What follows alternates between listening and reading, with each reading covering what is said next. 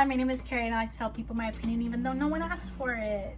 Today I'm going to discuss the issues with shaming unethical buyers and why that makes you a classist and a hypocrite. All my sources will be linked down below in the description if you want to check them out. And if you see me looking to the side, it's because that's where my notes are. So let's get started.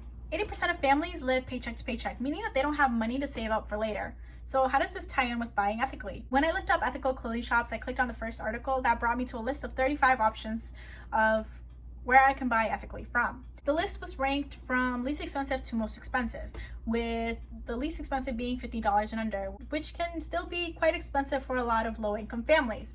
So I continued to look for better options. I wanted to see how thrifting has changed over the years. Thrifting used to be for low-income families to buy clothing for maybe $1 to $10, give or take.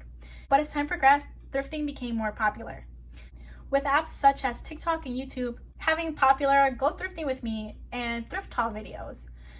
Many shoppers have reported that since this started happening, prices have gone up, with shoppers reporting that some items were at retail price for $12 but are being sold for $15.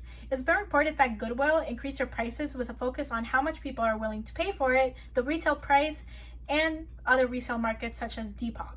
Depop is a place where you can sell handcrafted items or just your old clothing.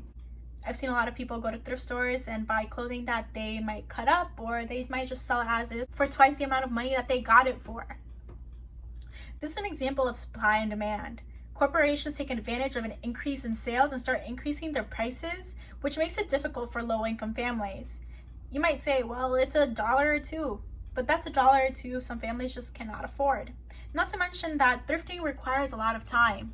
The racks of clothing are huge and hold a variety of styles. People have to look through each piece one by one to find something that they might actually like and feel comfortable in, especially with people that are plus size. Many clothing stores, even ethical ones, don't hold many plus sizes, and if they do, they're not as appealing as they would be for someone that's smaller. And you might be thinking, well, shouldn't buying ethically be a priority over how you feel in clothing? While yes, buying ethically should be something that we all strive for, the clothing that we wear affects our mental health a lot. This is called the Enclothed cognition, in which the clothing that we wear affects our psychological state. So if we wear something that we might not feel comfortable in or feel ugly in, then our mental state will match that feeling, causing us not to wear that type of clothing anymore. This can cause people to shove the clothing in their closet and just not see it again for weeks or maybe months.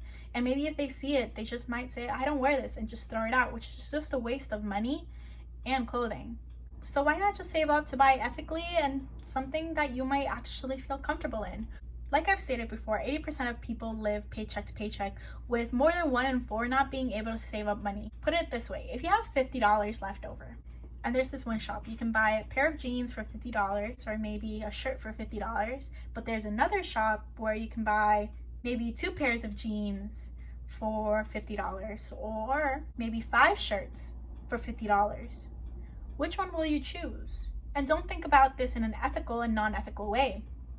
Just quantity and price. Which one would you choose? The one where you can buy more items for $50, right? This is the case for many low-income families. They have little choice in purchasing non-ethical clothing, and for some people to shame them for not having the privilege of time and money makes them classist.